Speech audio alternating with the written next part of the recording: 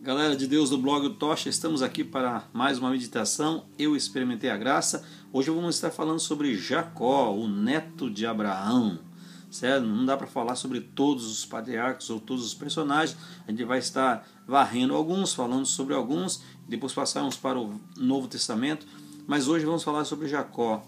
Jacó tem um nome enganador. Ele era o segundo filho de Isaac e Rebeca.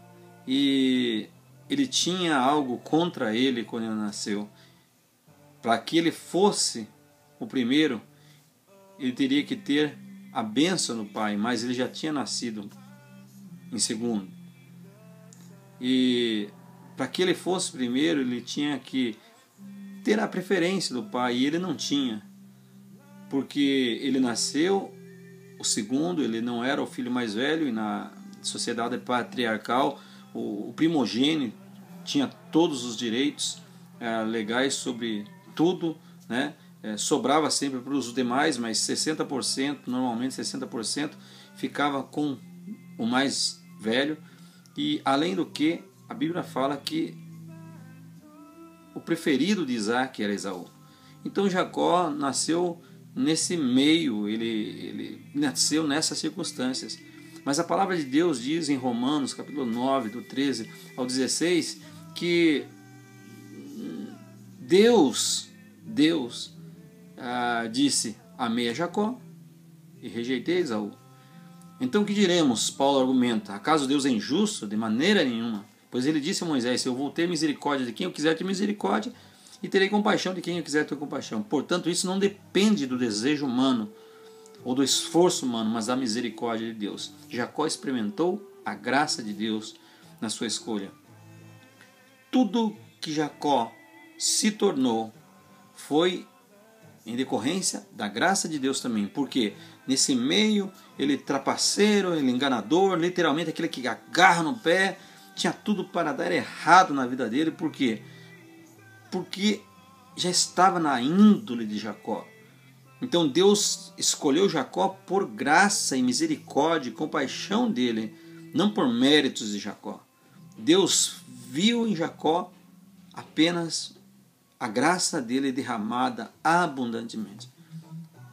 E nós vemos que Deus escolhe, como disse Paulo mesmo, meditando sobre essas coisas, Deus escolhe as coisas loucas mesmo, porque pelas nossas escolhas, pela nossa visão humana, nós escolheríamos Esaú. Ele era o mais politicamente correto, mas nós vemos, amados, que as descrições de Jacó depois foram sendo transformadas em um novo homem até ele se tornar Israel, aquele que luta com Deus. Então nós vemos que a partir do momento que Jacó ele comprou o direito da primogenitura por um prato de lentilhas, enganando o irmão dele, depois ele entrou naquela trama, né, para enganar não só Esaú, mas enganar o próprio Isaac. Ele e a mãe enganaram e tomaram a bênção da primogenitura. Lembre-se sempre, eu vou estar repetindo aqui nesses poucos minutos, o preferido era Esaú, o preferido do pai.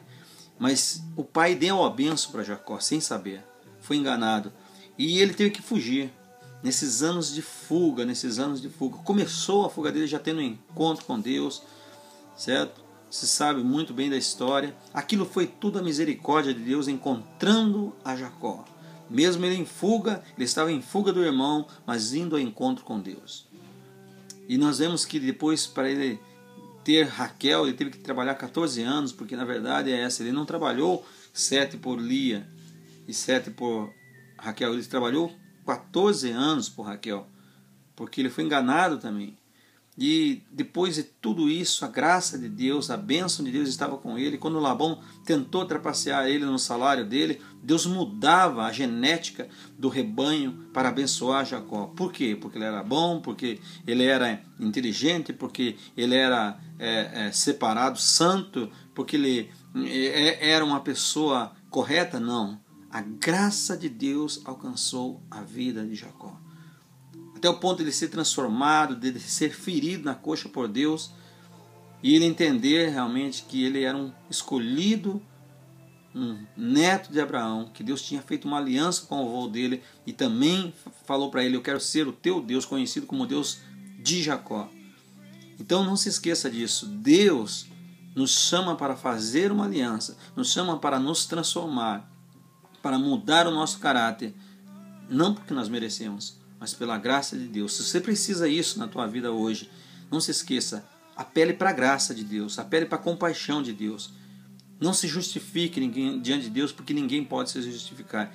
Deus quer te abençoar, mas apele para a graça dele em Jesus Cristo, o nosso Senhor. Jacó chegou ao ponto de ser o Israel de Deus. Jacó chegou ao ponto de ter um encontro com Deus verdadeiro, porque ele entendeu que era tudo graça. Deus abençoe. Nos vemos a outra semana.